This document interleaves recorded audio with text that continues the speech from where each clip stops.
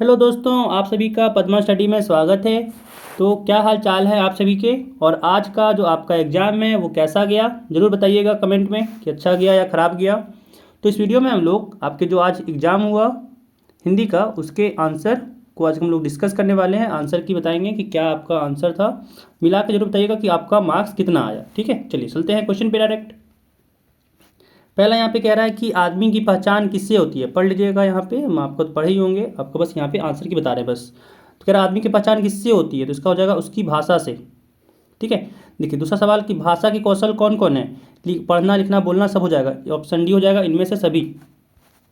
अगला सवाल यहाँ पे कह रहा है कि आदमी की भाषा से उसके बारे में क्या पता चलता है, तो इसका आंसर सी हो जाएगा उसके संस्कार कैसे हैं। कौन से चार का दिया हुआ कौन से दो कारक हैं जो भाषा को सही आकार देते हैं, तो इसका आंसर हो जाएगा सी, सोचना और महसूस करना। अगला सवाल क्या यहाँ पे कलम और तलवार क्रमशः किसके प्रतीक है ना।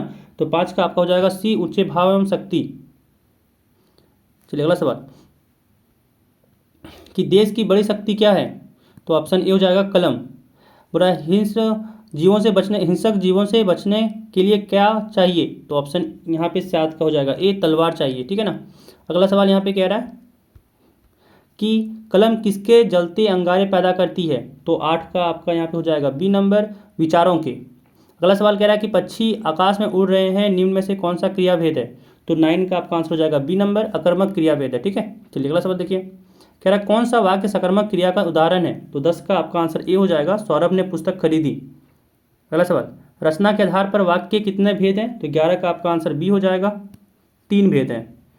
अगला सवाल देखिए कि मेरी इच्छा है कि मैं सबकी सेवा करूं, यह कौन सा वाक्य है, तो यहाँ पे देखिए की लग गया इसीलिए ये मिश्र वाक्य हो जाएगा, तो 12 का सी हो जाएगा।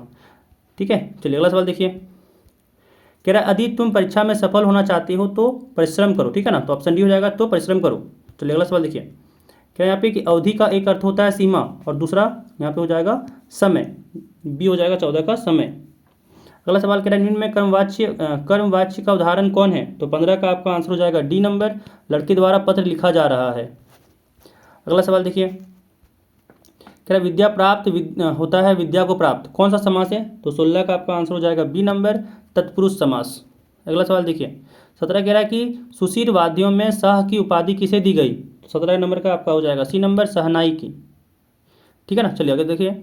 निम्न में सुशील वाद्य कौन है, तो इसका आंसर हो जाएगा ए, शहनाई। अगला सवाल 19 का कह रहा है कि परशुराम किसे अपना गुरु मानते थे, तो ऑप्शन डी हो जाएगा शिव जी को। अगला सवाल कह रहा है परशुराम के सिर पर अभी भी किसका ऋण शेष था। ठीक है, तो 20 का आपका हो जाएगा यहाँ पे बी, पिता का ऋण शेष था। अगला सवाल देखिए। कह रहे हैं यहाँ पे कि मनु भंडारी का बचपन किस शहर में बीता, तो 21 का आपका आंसर हो जाएगा बी नंबर, अजमेर में।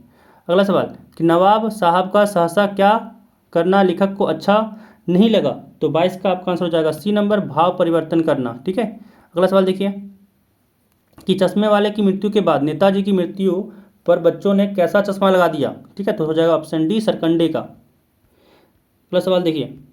कह रहा है भगत जी गाना गाते समय क्या बजाया करते थे, तो हो जाएगा इसका आंसर डी, खंजड़ी। अगला सवाल कि सहस्त्रबाहु कौन था, तो इसका हो जाएगा ऑप्शन सी, राजा था।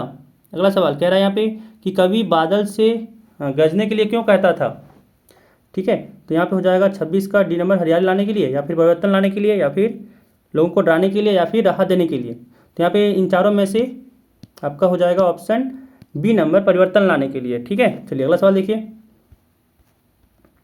अगला सवाल यहाँ पे कह रहा है मुख्य गायक को धीरज बंधाने का कार्य प्रायः कौन करता था, तो यहाँ पे हो जाएगा पहला सी नंबर, संगीतकार।